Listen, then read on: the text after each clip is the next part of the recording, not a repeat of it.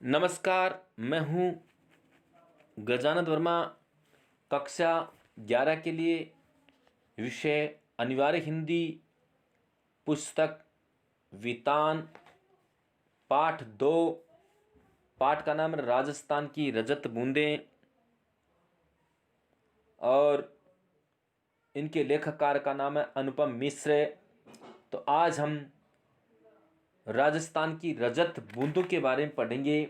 किस प्रकार से राजस्थान के अंदर लोग पानी का उपयोग करते हैं, वहाँ कुएं बनाते हैं और कुएं के अंदर किस तरह से पानी आता है, एक एक बूंद उसके अंदर इकट्ठी होती है और लोग उस पानी को सहेज करके रखते हैं।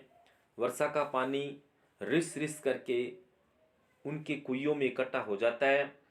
उनके कुइयों को निर्माण करने वाले गिने चुने लोग होते हैं, उनके द्वारा एक सकरी कुई बनवाते हैं और खुदवाने के पश्चात एक घास फूस से बना एक रस्सी बनाते हैं और बनाते जाते हैं, डालते जाते हैं, बनाते जाते हैं, डालते जाते हैं। इस तरह से कुई का निर्माण हो जाता है।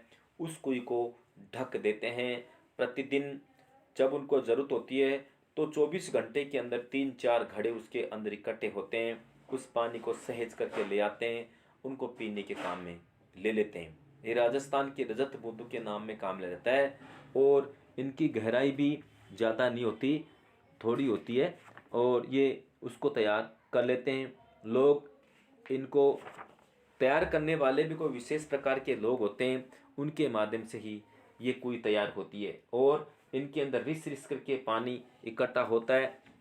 और इनमें क्या है कि 3 प्रकार का पानी बताया गया है कि पालर पानी, और एक तो जो 3 तरह का पानी इसके अंदर होता है और 3 तरह का पानी इसके अंदर इकट्ठा हो जाता है और धीरे धीरे जाकर इकट्ठा होकर के उसको काम में लेते हैं।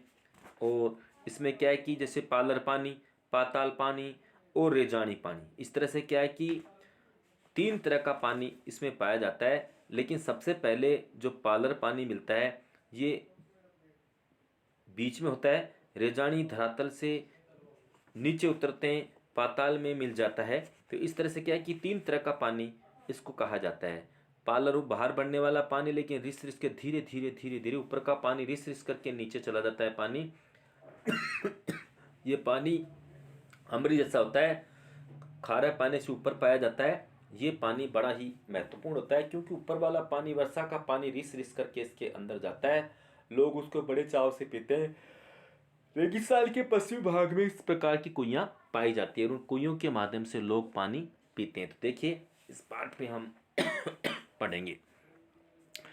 लेखककार अनुपम मिश्र पसीने से तरबतर चेल पांजी कुई के भीतर काम करें। जो कुई का निर्माण करते हैं, जो कुई की खुदाई करके वो तैयार करते हैं, उनको चेल पांजी कहते हैं। उनको चेल पांजी भी कहा जाता है। देखिए, पसीने से तरबतर चेल पांजी कुई के भीतर काम करें। कोई 30-35 हाथ गहरी खुदाई हो चुकी है। वो क्या करते हैं, 30-35 हाथ खुदाई करते हैं। उसके पश्चात उसको बंद कर देते हैं, ऊपर से ढक्कन लगा देते हैं। उसके बाद में इसमें नेती नेती धीरे धीरे रिस रिस करके पानी आता रहता है। गांव के अंदर एक एक गांव में 20-20, 30-30, 40-40 कुइयाँ होती है और वो इस तरह से काम में लेते हैं पानी। और ज़रूरत पड़ती है कि अपने पानी को कुछ चुरा न ले तो उस पर ढक्कन लगा देते हैं, ताला लगा देते हैं। अगले दिन जा करके उसमें से अपना पानी निकाल लेते हैं और इस तरह से क्या है, पानी इकट्ठा करते हैं, रोजाना उपयोग ले लेते हैं। जिससे क्या है कि ज़मीन का पानी, जो पाताल का पानी है, वो भी कभी वेस्ट नहीं होता। और इस तरह से क्या है कि ऊपर का जल ही रिस रिस करके नीचे जाता है। ये बड़ा ही स्वादिष्ट और अच्छा पानी होता है। कोई 30-35 हाथ गहरी खुदाई हो चुकी है। अब भीतर गर्मी बढ़ती जाएगी क्योंकि जैसे जैसे ज़मीन के अंदर कोई इंसान अगर जाता है तो गर्मी नीचे चली जाती है क्योंकि ज़मीन का भूगर्भ अब भी गर्म है। कुई का व्यास घेरा बहुत ही सकरा है। उस उकड़ू बैठे चेल पांजी की पीठ और छाती से एक एक हाथ की दूरी है। एक एक हाथ की दूरी होती है छाती से, पर मिट्टी है। इतनी सकरी जगह में खोदने का काम कुल्हाड़ी या फावड़े से नहीं हो सकता। खुदाई यहाँ बसोली से की जा रही है। मतलब जो खुदाई करते हैं ये फावड़ी से इस तरह से नहीं हो सकती। बसोली छोटी जगह होती है जिसके डंडा छोटा होता है, उसके माध्यम से करते हैं। और बसोली छोटी डंडी, बसोली भी कैसी, बसोली से की जा रही है। बसोली छोटी डंडी का छोटा फावड़ा जैसा औजार होता है। नुकीला फल लोहे का और हत्ता लकड़ी का। कुएं की गहराई में चल रहे मेहनती काम पर वहां की गर्मी का असर पड़ेगा। गर्मी कम करने के लिए ऊपर जमीन पर खड़े लोग बीच बीच में मुट्ठी भर रेत बहुत जोर के साथ नीचे फेंकते हैं। इससे ऊपर की ताजी हवा नीचे फिकाती है और गरमाई में जमा धमगोटू गर्म हवा ऊपर लौटती है। इतने ऊपर से फेंकी जा रही रेत के कण नीचे काम कर रहे तेल पांजी के सिर पर लग सकते हैं, इसलिए वे अपने सिर पर कांसे, पीतल या अन्य किसी धातु का एक बर्तन टोप की तरह पहने हुए हैं। ये कहना चाह रहे हैं कि जैसे मान लीजिए चेल पांजी काम करते हैं और चेल पांजी काम कर रहे हैं, तो चेल पांजी जब काम करते हैं तो वो क्या करते हैं कि जब काम करते हैं, चेल पांजी काम करते हैं, तो उस समय क्या है कि वो धीरे धीरे उसकी खुदाई करते चले जाते हैं, नीचे चले जाते हैं, 30-35 हाथ की खुदाई करते हैं, उसके बाद उसका काम बंद हो जाता है। तो जैसे जैसे, क्योंकि वो कुई जो बनती है बहुत सक्रिय होती है, खुदाई का काम भी किसी बसोली आदि से होता है जिसकी डंडा हत्ता छोटा हो, आपस में टच नहीं हो, तो खोते खोते जब नीचे 30-35 हाथ जब चले जाते हैं, उसी दरमियान क्या है कि जैसे जैसे नीचे जाते हैं तो ज़मीन में नीचे जाने पर गर्मी ज़्यादा महसूस होती है, दम से घुटने लग जाते। ऐसी स्थिति में ऊपर बैठे व्यक्ति मिट्टी की रेत की मुट्ठी भर भर के नीचे डालते रहते हैं, जिसके कारण ऊपर की ताज़ा हवा नीचे चली जाए और नीचे की बासी हवा ऊपर आती रहे। देखिएगा ऊपर से जब जैसे मिट्टी डालते हैं तो चेल पांजी जो कि ज़मीन में कुई की खुदाई कर रहे हैं, उनके कहीं न लग जाए, उनके कहीं चोट न लग जाए, उस चोट से बचने के लिए वो अपने सिर पर एक टोप पहनते हैं, कांसे का पीतल का टोप पहन लेते हैं, जिसके कारण वो इस समस्या से बच सकते हैं। अर्थात इस समस्या से छुटकारा पाने के लिए वो इस तरह से बच सकते हैं। कुएं की गहराई में चल रहे मेहनती काम पर वहाँ की गर्मी का असर पड़ेगा। गर्मी कम करने के लिए ऊपर जमीन पर खड़े लोग बीच बीच में मुट्ठी भर रेत बहुत जोर के साथ नीचे फेंकते हैं। इससे ऊपर की ताज़ी हवा नीचे फिकाती है और गहराई में जमा धमगोटू गर्म हवा ऊपर लौटती है। इतने ऊपर से फेंकी जा रही रेत के कण नीचे काम कर रहे चेल पांजी के सिर पर लग सकती है, इसलिए वे अपने सिर पर कांसे, पीतल या अन्य किसी धातु के बर्तन टोप की तरह पहने हुए हैं। नीचे थोड़ी खुदाई हो जाने के बाद चेल पांजी के पंजों के आसपास मलबा जमा हो गया है। लगातार खुदाई, चित्र में भी आप देखेंगे कि लगातार खुदाई करने के बाद, ये चित्र देखिए, लगातार खुदाई करने के बाद में मलबा इकट्ठा हो जाता है। और देखिए रस्सी किस तरह से लटकी हुई है, नीचे बाल्टी है, ये मलबा है, ये इस मलबे को इस बाल्टी में डाल देते हैं और रस्सी के माध्यम से मिट्टी बाहर आ जाती है। थोड़ी नीचे खुदाई हो जाने के बाद चेल पांजी के पंजों के आसपास मलबा जमा हो गया है। ऊपर रस्सी से एक छोटा सा डोल या बाल्टी उतारी जाती है, मिट्टी उसमें भर दी जाती है। पूरी सावधानी के साथ ऊपर खींचते समय भी बाल्टी में से कुछ रेत चेल पांजी का सिर बचाएगा। नीचे गिर सकते हैं, टॉप इनमें भी चेल पांजी का सिर बचाएगा, क्योंकि एक तो ऊपर खड़े लोग नीचे मिट्टी फेंकते रहते हैं बीच बीच में, जिसके कारण क्या है कि ऊपर की ताज़ा हवा नीचे चली जाए, किंतु जैसे ही उस डोल या बाल्टी के अंदर चेल पांजी जो खुदाई कर रहा है मिट्टी उसके अंदर डाल देता है, वो बाल्टी के द्वारा जैसे ऊपर खींची जाती है तो उसमें से कुछ मिट्टी नीचे गिर जाती है और चेलपांजी ने अपने सिर पर जो टोप पहन रखा है वो उस टोप के माध्यम से उसका सिर बच जाता है। मान लो कोई कंकड़ पत्थर भी गिर जाए तो बच सकता है, इसलिए अपने सिर पर वो टोप रखते हैं। चेलपांजी यानी चेजारो कुई की खुदाई और एक विशेष तरह की चिनाई करने वाले दक्षतम लोग। ये हर कोई नहीं कर सकते, बड़े कुशल लोग होते हैं जिनको पूरी जानकारी होती है, वही इसमें खुदाई कर सकते हैं। ये काम चेजा कहलाता है। चेजारो जिस कुई को बना रहे हैं वह भी कोई साधारण ढांचा नहीं है। कुई यानी बहुत ही छोटा सा कुआ। कुआ पुल्लिंग है, कुई पुल्लिंग स्त्रीलिंग है। ये छोटी भी केवल व्यास में ही है, गहराई तो इस कुई की कहीं से कम नहीं है। राजस्थान में अलग अलग स्थानों पर एक विशेष कारण से कुएं की गहराई कुछ कम ज़्यादा होती है। राजस्थान में भी क्या कुइयाँ बनती है, लेकिन सबकी बराबर गहराई नहीं है, कहीं ज़्यादा कहीं कम। इस तरह से क्या है कि अलग अलग जगह कुएं का जो निर्माण जब होता है तो उनकी गहराई कम ज़्यादा हो सकती है। कुई एक और अर्थ में कुएं से बिल्कुल अलग है। कुआं भूजल को पाने के लिए बनता है। कुआं कैसे बनाते हैं? जमीन के जल को पाने के लिए। जमीन का जल आएगा भाई, जमीन का पानी आएगा। कुआं भूजल को पाने के लिए बनता है और कुई भूजल से ठीक वैसे नहीं जुड़ती वैसे कुआं जुड़ता है। कुई वर्षा के जल को बड़े विचित्र ढंग से, ये अंडरलाइन कीजिए, कुई वर्षा के जल को बड़े विचित्र ढंग से समेटती है, तब भी जब वर्षा ही नहीं होती। यानी कुई में न तो सतह पर बहने वाला पानी है न भूजल है, यह तो नेति नेति जैसा कुछ पेचीदा मामला है। ये कहना चाह रहे हैं कि कुई कुएं से भिन्न होती है। कुआं पुल्लिंग है, कुई स्त्रीलिंग है।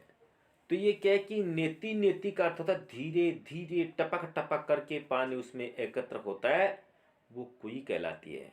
न तो ये ऊपर का पानी है, भूतल का पानी है, और न जमीन का पानी है। फिर भी नेति नेति कैसे होता है कि क्योंकि ऊपर का जो पानी है वो जमीन के ऊपर भर जाता है, वो धीरे धीरे धीरे धीरे धीरे पानी मिट्टी के अंदर चला जाता है। वो पानी रिस रिस करके कुएं के माध्यम से लोगों को प्राप्त होता है। तो डायरेक्ट वो ऊपर का पानी भी नहीं है तो नीचे का पानी भी नहीं है। कुआं जो बनता है तो वो उसकी खुदाई इतनी की जाती है जिसके कारण नीचे का पानी, धरती के गर्भ का पानी उसमें काम में लिया जाए, लेकिन इस कुएं के अंदर नीचे का पानी भी नहीं होता। ये तो वर्षा का पानी जब भूतल पर इकट्ठा होता है तो उसमें से रिस रिस करके पानी नीचे चला जाता है, डायरेक्ट नहीं जाता, बहुत ही धीरे धीरे बूंद बूंद बूंद नीचे चला जाता है। और इस तरह से क्या है कि पानी इकट्ठा हो जाता है, जो कि साल भर, कई बार ऐसा होता है कि वर्षा नहीं होती, ऊपर पानी भी नहीं है, किंतु फिर भी इस कुएं के अंदर रिस रिस करके पानी आता रहता। कुएं एक और अर्थ में कुएं बिल्कुल अलग होते हैं। कुआं भूजल को पाने के लिए बनता है पर या यूं कैसे बनता है, और कुई भूजल से ठीक वैसे नहीं जुड़ती जैसे कुआं जुड़ता है। कुई वर्षा के जल को बड़े विचित्र ढंग से समेटती है, तब भी जब वर्षा ही नहीं होती। यानी कुई में न तो सतह पर बहने वाला पानी है और न भूजल है, वह यह तो नेति नेति अर्थात धीरे धीरे जैसा कुछ पेचीदा मामला है। यह तो नेति नेति जैसा कुछ पेचीदा मामला है। मरुभूमि में रेत का विस्तार, मरुभूमि में रेत का विस्तार, मरुभूमि रेत का विस्तार और गहराई अथाह है। यहाँ पानी अधिक मात्रा में भी हो तो उसे भूमि में समा जाने में देर नहीं लगती, पर कहीं कहीं मरुभूमि में रेत की सतह के नीचे प्राय 10-15 हाथ से 50-60 हाथ नीचे खड़िया पत्थर की एक पट्टी चलती है। एक बात विचारणीय भी कि 50-60 फीट अगर नीचे चलते हैं तो रेत उसकी पट्टी चलते है, खड़िया पत्थर, उसमें पानी कहाँ से आएगा?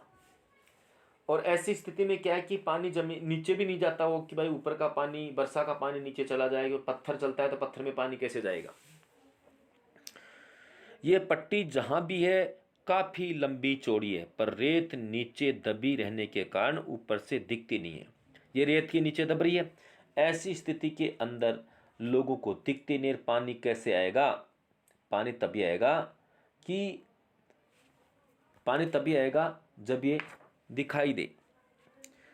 ऐसे क्षेत्रों में बड़े कुएं खोदते समय मिट्टी में तो ऐसे क्षेत्र में बड़े कुएं खोदते समय मिट्टी में हो रहे परिवर्तन से खड़िया पट्टी का पता चल जाता है। खड़िया पट्टी का पता चल जाता है कि भाई इस स्थान पर खड़िया पत्थर है, यहाँ पर अगर कुएं का निर्माण भी कर लिया जाएगा तो पानी नहीं निकलेगा। बड़े कुओं में पानी तो 150-200 हाथ पर निकल ही जाता है, पर वह प्राय खारा होता है, इसलिए पीने के काम में नहीं आ सकता। यहाँ कुएं भी है, बड़े कुएं भी हैं, लेकिन कुओं के अंदर खारा पानी होता है जो कि पीने लायक नहीं होता। कुएं के अंदर खारा पानी होता है जो पीने लायक नहीं होता। ऐसी स्थिति में खारा पानी कैसे पिया जाए? ऐसी स्थिति के अंदर लोग अपने घरों के अंदर कुएं का निर्माण करते हैं, जिसके कारण उस खारेपन से भी बचा जा सके, खारेपन से दूर हो सके और धीरे धीरे उनको पानी की पूर्ति भी हो सके, रोजाना पानी मिल सके, जिसके कारण जगह जगह भटकना भी नहीं पड़ता। बड़े कुओं में पानी तो 150-200 हाथ पर निकल आता है, पर वह प्राय खारा होता है, इसलिए पीने के काम में नहीं आ सकता। खारा पानी पीने के काम में नहीं आ सकता। बस तब इन क्षेत्रों में कुइयाँ बनाई जाती है। पट्टी खोदने में पीढ़ियों का अनुभव भी काम करता है। बरसात का पानी किसी क्षेत्र में एकदम बैठे नहीं तो पता चल जाता है कि रेत के नीचे ऐसी पट्टी चल रही है। मान लो ऊपर पानी भर गया और पानी ऊपर का पानी नीचे नहीं जा रहा है, ऊपर ही भरा है, नीचे नहीं जा रहा पानी, तो पता लग जाता है कि इस स्थान पर वो खड़िया पत्थर की पट्टी है, जिसके कारण पानी नीचे नहीं जा रहा है। ये पट्टी वर्षा के जल स्तर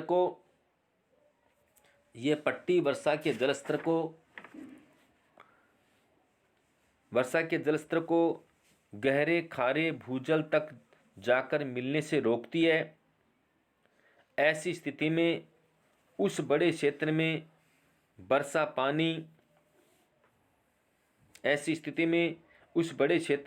पानी भूमि की रेतीली सतह और नीचे चल रही पथरीली पट्टी के बीच अटक कर नमी की तरह फैल जाता है।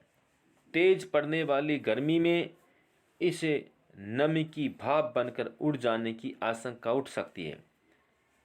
पर ऐसे क्षेत्रों में प्रकृति की एक और अनोखी उदारता काम करती है। रेत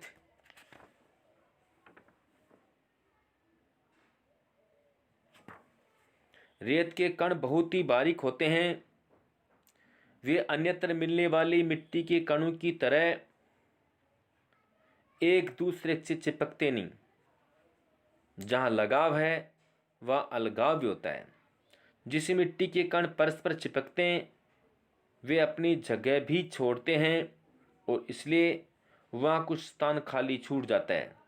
जैसे दोमट या काली मिट्टी के क्षेत्र में गुजरात, मध्य प्रदेश, महाराष्ट्र, बिहार आदि में वर्षा बंद होने के बाद धूप निकलने पर मिट्टी के कण चिपकने लगते हैं और धरती में, खेत और आंगन में दरारें पड़ने लगती है।